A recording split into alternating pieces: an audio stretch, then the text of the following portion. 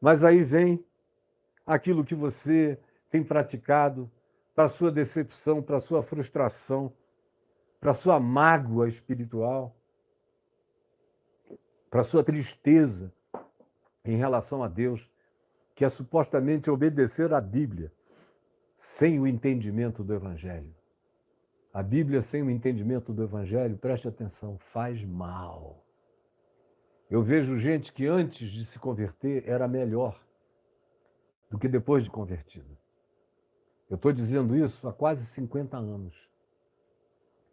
Primeira vez que eu acho que eu tive coragem de falar isso, eu já estava pregando o Evangelho há uns 2 anos, quando me deu essa ousadia de dizer para os crentes, olha, tem muita gente que eu conheci aqui fora, nas ruas de Manaus, nas praças, nas boates, ou no Rio, que antes de se converterem, eram pessoas muito mais humanas, muito mais legais, muito mais generosas do que depois que se converteram e aprenderam as doutrinas das denominações e da igreja e se tornaram pessoas horrorosas, cheias de juízo, amargas, hipócritas, mascaradas, farisaicas.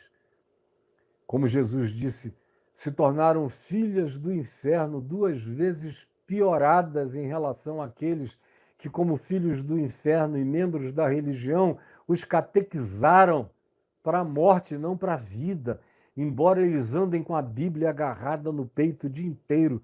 Mas é a Bíblia sem contexto, usando textos por pretextos para produzir enganos que só trazem frustração, tristeza, desânimo e desistência da própria fé verdadeira e genuína. Isso eu já disse para vocês milhares de vezes. Quem me assiste aqui vê essa recorrência que eu insisto em fazer porque eu sei que todo dia tem alguém novo chegando. Mas a Bíblia, sem o entendimento que viaja pelo filtro de Jesus, que viaja por Jesus, a chave hermenêutica, é apenas mais uma heresia a ser praticada de maneira desventurada e horrorosa. Vai, pula! Eles te sustentarão nas suas mãos, nada vai te acontecer. Aí Jesus olha para o diabo e lhe respondeu, também está escrito. Salmo 91 não era acerca disso. É o caminho humano aqui na terra. Você lembra do Salmo 91, todinho como ele é? Vale a pena, dá uma olhada. Aparentemente a gente vai perder tempo, mas não vai não. Salmo 91, que eu sei desde menino, de cor e salteado, e que eu já usei tantas milhões de vezes na minha vida, ele, com muita recorrência, eu volto a ele, porque ele me faz um bem enorme. Abra aí você, aquele que habita no esconderijo do Altíssimo, à sombra do Onipotente, diz ao Senhor, meu refúgio, meu baluarte, Deus meu em quem eu confio, pois ele te livrará do laço do passarinheiro e da peste perniciosa, cobrir-te-á com as suas penas, sob as suas asas estarás seguro, a sua verdade é pavês e escudo. Não te assustarás do terror noturno, nem da seta que voa de dia, nem da peste que se propaga nas trevas, nem da mortandade que assola ao meio-dia.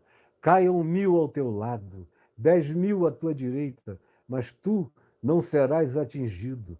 Somente com os teus olhos contemplarás e verás o castigo dos ímpios, pois disseste, o Senhor é o meu refúgio. Então fizeste do Altíssimo a tua morada. Por isso nenhum mal te sucederá, praga nenhuma chegará à tua casa, porque, agora sim, aos seus anjos ele dará ordens a teu respeito, para que te guardem em todos os seus caminhos. Eles te sustentarão nas suas mãos, para tu não tropeçares em alguma pedra. Pisarás o leão e a áspide, calcarás aos pés ao leãozinho e à serpente, porque a mim se apegou com amor, eu o livrarei, pô-lo-ei a salvo, porque ele conhece o meu nome. Ele me invocará e eu lhe responderei. Na sua angústia eu estarei com ele, livrá-lo-ei e o glorificarei, saciá-lo-ei com longevidade e lhe mostrarei a minha salvação. É o que o Salmo 91 diz. Quem quiser saber mais, escreva no meu portal caiofabio.net. Entre lá, tem uma lupinha. Escreva Salmo 91. Salmo 91. E você vai ver a quantidade de coisas que eu já disse, que eu já falei, que eu já apliquei a respeito disso, conforme o Espírito de Cristo, sem traição ao Evangelho, sem hermenêuticas diabólicas, que induzem a gente ao espírito suicida pela fé. Induzem a gente a uma fé que não é fé. A verdadeira fé se fundamenta, se calça, se estriba no Evangelho de Cristo. Fora do Evangelho, fora da promessa, fora da palavra. E a única palavra eterna de Deus, imutável, está manifesta e encarnada em Jesus e no que ele fez, disse, ensinou e praticou. Fora disso, tudo me deixa num caminho perigoso e enganoso, cheios de interpretações e doutrinas de homens e sem a palavra viva do Evangelho de Cristo Jesus. Aí vem Jesus, que não brincava de pedaços de Bíblia, que conhecia o contexto inteiro. Se ele falasse um versículo, era a luz do entendimento da palavra toda que ele era, que ele encarnava e que ele vivia. Aí ele chega e diz, está escrito, Satanás, e aí não tentarás ao Senhor teu Deus. Não tentarás ao Senhor teu Deus. Não tentarás, porque fazer em nome da palavra de Deus, praticar violências à natureza, é tentar a Deus. Você vai, sobe um monte. Imagina Moisés em cima do Monte Sinai, recebe 2 pedras com leis. Aí diz, eu vou descer daqui voando, já que Deus escreveu nessas tábuas. Elas estão radioativas, tem um poder extraordinário aqui. Aí se joga lá de cima, lá vem Moisés, tábua, lei e tudo, e vira farinha no pé do monte. Mesmo com as tábuas da lei na mão, tem que descer a montanha. É longa descida, longa. Davi foi enfrentar Golias, mas não foi vencer Golias num sopro. Ele colheu 5 pedras num ribeiro, se preparou, levou o que achou melhor, treinava na Sunda há muitos anos, não errava, acertou na testa. O cara caiu desmaiado. Ele foi lá com a espada, arrancou e decepou-lhe a cabeça. Mas não ia dar mole, brincar, já derrubei, olha só, vamos fazer dele o nosso Gulliver de Israel. Não. Não se brinca com aquilo que é realidade natural. Jesus não chegou à beira da fonte de Jacó e falou, ó água, levanta-te e derrama-te dos meus lábios. Aí subiu aquele jato de água e Jesus teria ficado assim, só lambendo aquela água caindo aqui, voltando lá para baixo no poço de Jacó em Siquém. Não. Tinha uma mulher ali, ele disse, será que dá para você baixar o balde, pegar um pouco de água e me dar de beber? Dá para você me dar de beber? Tudo que Jesus faz é assim. Ele não brinca com as leis da natureza. Aí você diz, e quando ele apaziguou ventos e ondas? Para nós, parece uma violência às leis da natureza, mas para ele não. Ele lidava com dimensões da natureza que a física atual só está começando a arranhar agora e descobrir agora. Eu fico vendo os movimentos de Jesus, comparando com a mecânica quântica, e vejo que a mecânica quântica é a melhor metáfora que já existiu para a gente explicar como Jesus trabalhava as leis da natureza, do íntimo da própria natureza, de dentro das partículas subatômicas para fora. Ele verga o espaço-tempo e anda sobre as águas. Ele transforma a natureza intrínseca da matéria, a água em vinho. Ele faz com que as partículas subatômicas se multipliquem, se multipliquem, se multipliquem com o olhar dele como observador divino, olhando o pão e os peixes com gratidão, e os fenômenos da mecânica interior mais profunda entrando num processo de ebuliência de matéria sendo criada a ponto de alimentar mais de 5.000 pessoas de uma vez e mais de 4.000 pessoas de outra. Ou qualquer outra coisa que ele faz, ele não faz violentando, estuprando as leis que ele mesmo estabeleceu, porque tudo foi criado por meio dele, nele e para ele. São todas as coisas. Bendito seja o nome dele eternamente. Amém. Ele nunca violou nada do que ele fez. Quando ele ressuscitou o morto como Lázaro, que estava podre, ele não violou nenhuma lei da criação. Ele fez apenas uma engenharia reversa, biológica, psíquica e espiritual, mas de acordo com os mesmos parâmetros da criação. Ele faz a engenharia reversa e o homem está vivo diante dele. Ele não faz nada fora do que ele mesmo estabeleceu. Tudo foi criado por meio dele, para ele, e nele nós somos. Aí ele diz: não tente ao Senhor, seu Deus, porque brincar de Bíblia, como vocês fazem, como vocês são ensinados, nas igrejas por aí, ouvem lá um versículo e o cara diz: tome posse! Já não disseram para você: tome posse! Tome posse! E às vezes eu vejo o cara mandando você tomar posse da mesma coisa que o diabo está mandando Jesus tomar posse aqui. O que o diabo está dizendo é: toma posse. Diz do Salmo 91, é teu, olha só. Dará ordens a teu respeito. Eles vão te guardar, eles vão te sustentar. Tu não vais tropeçar, por isso pula daqui. É um suicídio, mas para ti não será. Toma posse. Aí você vai tomando posse de um monte de mentiras bíblicas. Porque a Bíblia pode dizer todas as mentiras que você queira, se ela não for lida a partir de Jesus. Você vai consumir a largos sorvos muito engano, muita mentira e muita palavra que não vai se cumprir, porque já está esgotada, já está caduca, já está em obsolescência, e a prática dela vai contra o que Jesus me mandou praticar e como Jesus me ensinou a praticar a palavra viva do seu Pai. Que prática foi a que ele me mandou praticar? E aí é só olhar para ele que eu fico sabendo como viver. Agora, eu já falei sobre essa tentação da última vez, só estou dando uma repassada. Eu falei muitas outras coisas da primeira vez, nesta tentação. Mas eu disse que faltava falar sobre esses aspectos vinculados às tentações do templo. As tentações do templo. Você que vai entrando, vai botando o seu dedinho aí. Você que não é membro do canal, vá se inscrevendo e apertando o sininho. As tentações do templo. Porque a primeira tentação foi no deserto, não tinha ninguém vendo. Era Jesus e o diabo. Como é que essa tentação ficou sabida? Porque Jesus contou aos seus discípulos, e os discípulos contaram aos seus discípulos, e assim por diante. Mas essa aqui era uma tentação que podia ser vista.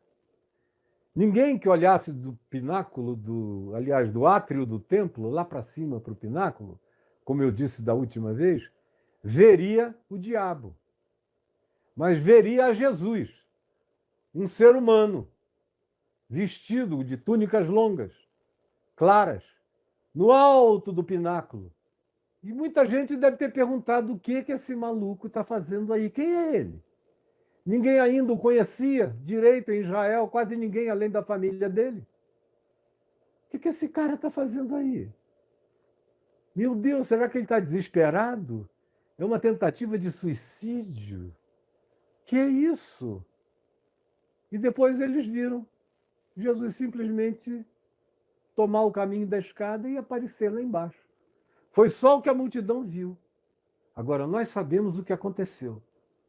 E como havia uma multidão vendo, o que o diabo propôs foi um projeto de publicidade religiosa, de marketing religioso e de atalho religioso.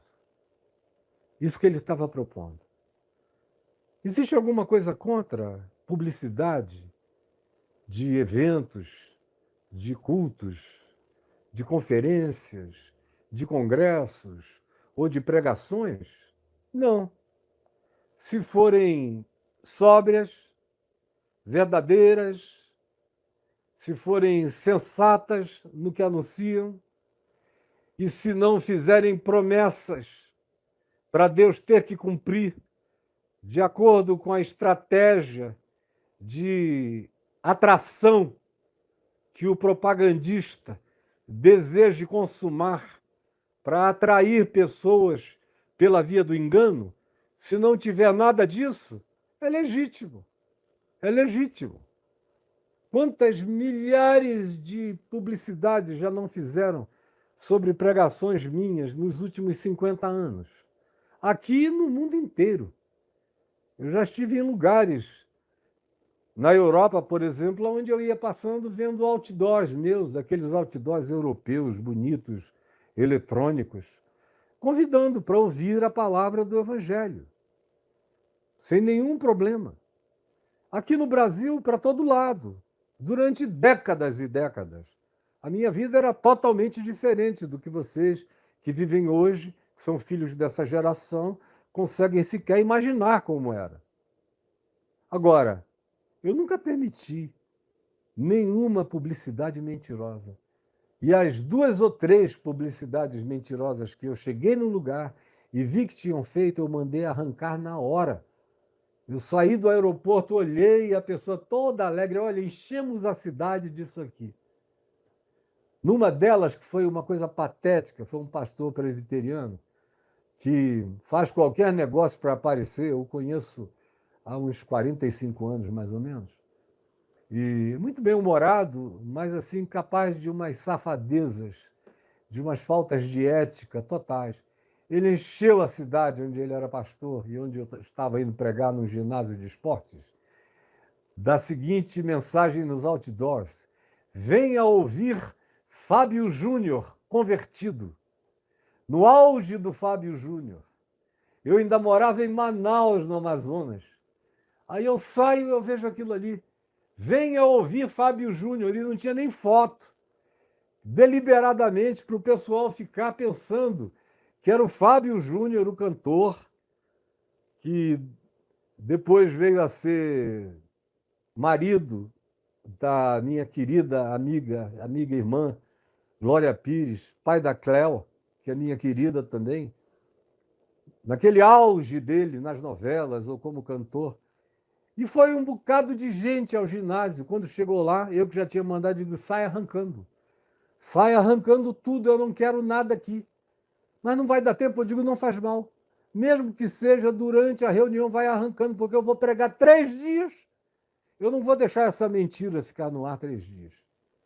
E aí, no primeiro dia, aquilo estava entupido de gente, e eu desconfiado, claro, de que muita gente tinha ido ali para ver o Fábio Júnior falar convertido. Aí eu falei, olha, quando eu cheguei hoje aqui, foi a primeira coisa que eu disse do microfone. Eu fui surpreendido com uma mentira, com um subterfúgio, com uma publicidade dúbia, ambivalente, enganosa, que não tem nada a ver com o Espírito de Jesus, e desci o cacete. Chegam os caras lá atrás de mim, eu se encolhendo. Eu digo, eu não sou assim. Se você veio aqui pensando que estaria o Fábio Júnior, foi uma propaganda que eu não sabia, porque se eu tivesse sabido, eu não teria permitido. Eu odeio mentira. A minha vida é contra a mentira.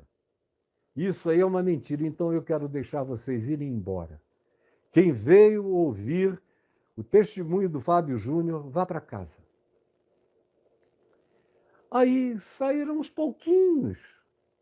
A maioria ficou tão intrigada com o fato de que, conquanto tivessem ido lá por causa da propaganda do Fábio Júnior, ficaram intrigadas para ver quem era esse Fábio, que não era Fábio Júnior, era Caio Fábio D'Araújo, filho, não Júnior. Se alguém me chamar de Fábio, eu não atendo. Eu só me reconheço em Caio, ou no máximo Caio Fábio. Mas Fábio, eu passo direto, eu nunca me acostumei a esse nome. Não é o meu. O meu é um nome composto, Caio Fábio. E ficaram, e ouviram, e voltaram, e centenas fizeram decisões por Jesus. Mas essa publicidade do templo, que mascara, que usa textos, promessas, que fala em nome de Deus o que Deus fará na quinta, o que Deus fará na sexta, o que Deus fará no sábado, o que Deus fará no domingo. Ainda dizem até o que será. Quinta é dia disso, sexta é dia daquilo. Vocês sabem do que eu estou dizendo. Tudo isso é Satanás no pináculo do templo, construindo outdoors mentirosos, para que as pessoas sejam atraídas pela mentira. E a grande atração para quem é o objeto da observação, como Jesus era ou seria, lá no alto daquele pináculo, com eventualmente muita gente olhando para ver o que aconteceria, a expectativa desse indivíduo que não tenha o Evangelho de Cristo como raiz absoluta no seu coração, na sua mente, no seu entendimento, é dizer, bom, já que tem tanta gente, eu vou apostar, eu vou declarar e vou pular. Aí declara, pula e se esborracha, se estrepa, se arrebenta, e fica com ódio de Deus, vira ateu, sem falar naqueles outros que, estando lá embaixo, veem aquilo acontecer e dizem, meu Deus, eu não quero saber disso, nem dessa mensagem, isso aí é coisa de doido, porque é de doido mesmo.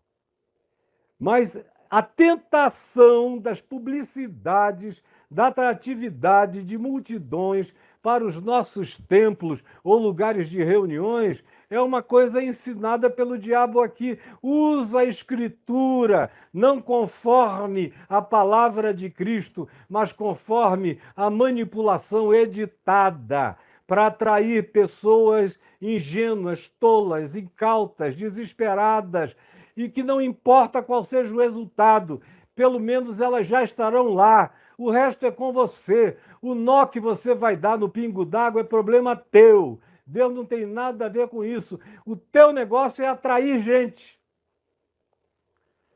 Como eu já encontrei também muita gente que me dizia e me diz ainda hoje, não faz muito tempo, tem uns 3 anos, um pouco antes da pandemia, um cara especialista em marketing, desses marketings, dos marqueteiros dos grandes influencers não cristãos e cristãos, me falou, você é um desperdício, pastor Caio, porque você fica ensinando o evangelho, essa coisa séria da palavra.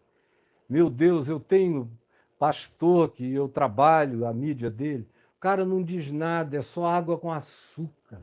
Chega lá e diz, Deus é bom ou não é bom, meus irmãos? É bom, aleluia. Então, irmãos, aí vai naquele negócio de ou não é, é ou não é, o cara já está com 3 milhões de seguidores. Agora o senhor gasta isso tudo, bota a sua alma para fora e está aí, não chega a 1 milhão no YouTube e ainda vive recebendo punição, porque tem tanta gente que fica com raiva da verdade que o senhor diz. Alivia um pouco, pastor. Faz um pouco o jogo, não custa nada. Isso vai lhe dar um espectro extraordinário. Mas eu sei de onde vem essa sugestão. Eu não estou aqui para nada que não seja evangelho de Jesus puro e simples. Quem ouviu, ouviu. Quem não ouviu, está perdendo tempo. Porque eu sei que o que eu digo aqui faria diferença na vida de reis, de príncipes, de autoridades, de magistrados, de juízes, de cientistas, de pensadores, de filósofos. Eu sei!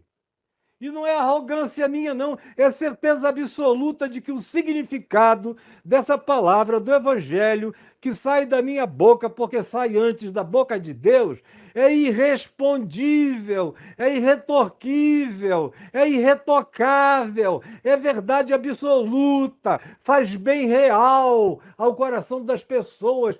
Tão logo se abram minimamente para acolher, vão experimentando o benefício inequivocamente no ser. Inequivocamente. Mas a tentação do templo, das publicidades falsas, dos marketings mentirosos, tanto marketing mentiroso, cheio de jogo. Tem gente que chega para mim e me propõe, vamos fazer um jogo, é que o teu marketing não tem jogo. Você só diz o que vai oferecer e oferece. Não pode, a gente tem que fazer jogo, tem que prender esse pessoal, tem que botar dentro de um cerco, tem que jogar a tarrafa de modo que o cara não saia mais dali. Para isso, o senhor vai ter que cometer algumas violências antes, vai ter que dizer umas coisas que a gente sabe que o senhor não gosta de dizer, mas diga. Depois o senhor vai consertando. Eu digo, não, eu vim ao mundo para dar testemunho da verdade e para não ir consertando nada.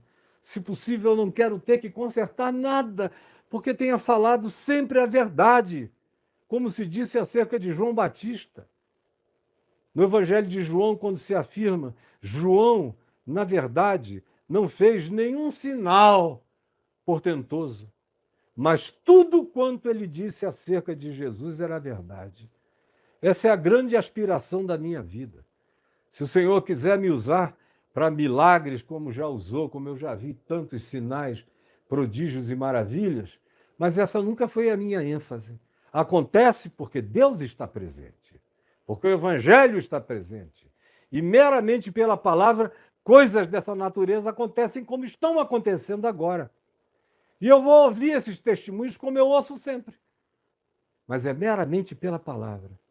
E pela palavra de Jesus, a qual eu não quero retocar jamais. Não quero dela tirar nada, não quero a ela acrescentar coisa alguma. Ela é suficiente, plena e basta. E produz tudo quanto é vontade de Deus em termos de planificação do significado da vida humana. Agora, o marketing que está proposto é uma falsificação mentirosa. Saiu aí, alguém me mandou, eu não dou a mínima, eu caí na gargalhada. Mandaram para minha mulher. Alguém assim, com um certo pudor, mandou, nem disse qual era o nome dele. Ele só disse, olha, eu estou escrevendo para você, irmã Adriana, porque eu não quero magoar o reverendo Caio, mas esse anúncio aqui está saindo na internet, é de um grupo lá de Salvador, que está veiculando. Era um videozinho, onde tinha aquele convite para o encontro da Fraternidade do Evangelho, lá na Igreja Batista de Marapendi, na Barra da Tijuca, agora no mês passado, para o qual eu fui, um convite fechado. Era um evento só para pessoas, pastores e líderes, que pagassem para participar do evento. Pago porque tinha que comer, beber, levar os que iam falar, tudo mais. Então, por isso, havia um valor mínimo. E aí fizeram, um membro lá nosso da fraternidade filmou no sábado de manhã, na hora que estava todo mundo chegando, ainda tomando café, lá fora, na cantina. Tinha só umas 15, 20 pessoas lá dentro e eu estava sentadinho. E o Kleber Lucas tocando um louvor, e eu esperando a moçada chegar. Era eu que, inclusive, iria pregar, e depois teríamos a ceia. Estava lá quieto, como eu faço sempre, fico quieto no meu canto, esperando.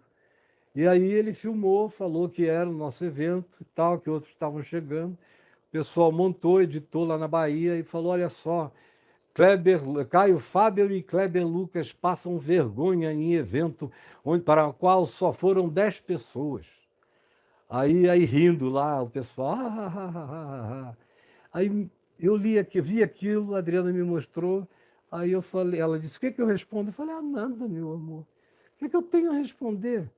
Eu já estava ali no lucro. Jesus disse que eram 2 ou 3 em meu nome, eu já estou no meio deles. Tinha gente demais, foram 70 pastores para lá. Durante aqueles dias, talvez mais gente ainda, porque nem todo mundo foi em todas as sessões. Mas eu não estou preocupado, eu podia estar sozinho. O auditório ainda seria o melhor possível, eu e o Pai, e o Filho e o Espírito Santo. Então, eu nunca me orientei por isso. Aí descobri quem era a pessoa, pedi para ela dizer para ele não se preocupar, porque eu não avaliava a graça de Deus por quantidade de pessoas, mas pela qualidade da palavra e do Espírito no coração das pessoas. Mas vocês vejam como o marketing é todo indutor de gente de multidões. Se não tiver multidões, tem alguma coisa errada. E eles dizem para você que a unção de Deus se foi. Agora, se você fizer o marketing mais mentiroso do mundo e arranjar a programação mais esquisita e perversa com gente que de Deus não tem nada, mas canta hinos gospel e atrai pessoas, e for alguém e pregue uma mensagem horrorosa e todo mundo bata muita palma porque faz parte do processo, Deus esteve presente, a unção do Senhor está ali. E é mais gente pulando em cima da palavra mentirosa e se arrebentando com o passar do tempo, vão se tornar pasta no átrio do templo. Eu já vivi demais para ver que dura 10, 20 anos, 30 anos, aí queda. Dura 40 anos e pô, arrebenta. E tem alguns aí que estão já na iminência de se arrebentarem todos e não notam que estão. E eu olho e digo, meu Deus, se pelo menos eles dessem ouvido, eu lhes diria, parem, porque vocês já puseram o pé para além do abismo. O próximo passo já é no vácuo da morte. Cuidado, cuidado. E se você tem alguém que você gostaria que ouvisse isso, fale sobre essas tentações do pináculo do templo. Esses atalhos. Isso é mais rápido. Você não precisa se dar tanto, viajar tanto, queimar a vela pelos dois lados, pregar, pregar, ouvir, ouvir, atender, aconselhar, ter paciência. Não, encurta isso. Fecha. Tem gente que fica chocada quando eu vou lançar um livro. Acabei de pregar, vou lançar um livro depois da pregação, que já acaba aí umas 9h30, e às vezes eu fico até meia-noite, meia-noite e meia, 1h, 1h30 da manhã, até a última pessoinha que vem com aquele livro para eu assinar, chegue para eu assinar, e filas enormes. E tem gente que diz, como é que você aguenta, meu irmão? Imprime um carimbo, faz qualquer negócio, assina antes, bota só o nome aqui, ou qualquer negócio, mas isso mata um. Eu digo, bom, se matasse eu já estaria morto há muitos anos, porque é assim que eu vivo, e enquanto eu tiver força, eu vou ouvir quem precisa, eu vou conversar com quem precisa, eu vou andar pelo caminho que é o meu caminho, onde Deus dará ordens a seus anjos a meu respeito, para que me guardem em todos os meus caminhos humanos, escolhidos segundo o mandamento do amor, da graça, da verdade e da justiça de Deus. E aí, esse tentar de Satanás a Jesus no pináculo do templo, citando o Salmo 91, é também a tentação das falsas impressões. A pessoa cita a Bíblia, cita, aí você diz, não, eu vou voltar, porque ele cita a Bíblia, ele cita. Toda hora ele cita uma parte da Bíblia. E aí, para você dizer para aquela pessoa que citar a Bíblia não significa nada, soa como heresia. E, meu Deus, quantas vezes eu, com gente de mais intimidade, já tive que dizer, escuta, isso aí que você me trouxe, que você disse que foi uma pregação abençoada, é uma mentira da primeira fala até a conclusão.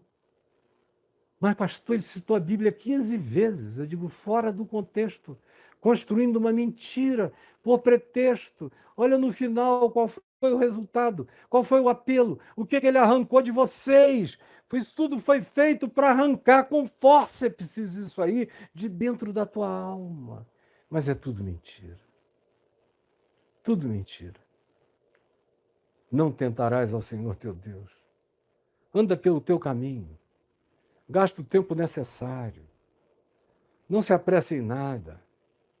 O Espírito Santo faz as coisas acontecerem. É Ele que imprime velocidade. É Ele que realiza tanto o querer quanto estabelece o realizar, o acontecer. Destituído dele, eu posso fazer o que eu queira. Um ateu pode organizar uma cruzada de evangelização e durante a noite ele pode fazer uma fila de garotas de programa que ele coma a noite inteira. E no dia seguinte ele vai lá e prega a mensagem do evangelho, como eu já vi. Eu não fiquei sabendo, eu já vi de vários. Que no dia seguinte você chega e fica sabendo que o cara botou 3 garotas de programa com ele, o pregador. Transou a noite inteira. No dia seguinte ele estava lá, oh, glória, em nome de Jesus. E cantores. Meu Deus, quanto pó cheirado, quanta metanfetamina, quanto programa de promiscuidade realizado com a grana, com os cachês em nome de Jesus. No dia seguinte está tudo lotado. Vazio de Cristo, vazio de Jesus, vazio do Espírito Santo, vazio de Deus, tudo carne, tudo gritaria, tudo como lata que bate, como símbolo que retine, sem amor, sem verdade, de nada aproveita, nada aproveita. Agora, tem muita gente aqui que na ignorância, ou nem tanto, tem vivido tentando ao Senhor nosso Deus. Senhor, por favor, eu te peço que o complemento dessa palavra que eu disse aqui hoje venha e faça bem. Faça bem aos que estão aqui e faça bem aos que chegaram agora. Faça bem aos que virão depois. Faça bem a todo aquele que a veja e a ouça em qualquer fase da vida ou em qualquer lugar, tempo, hora ou geração. Porque essa palavra não muda e a razão dela não será alterada. E a verdade dela não precisará jamais ser atualizada, porque ela é perene, é palavra de Deus, é palavra de Jesus. Em teu nome, Senhor. Amém e amém.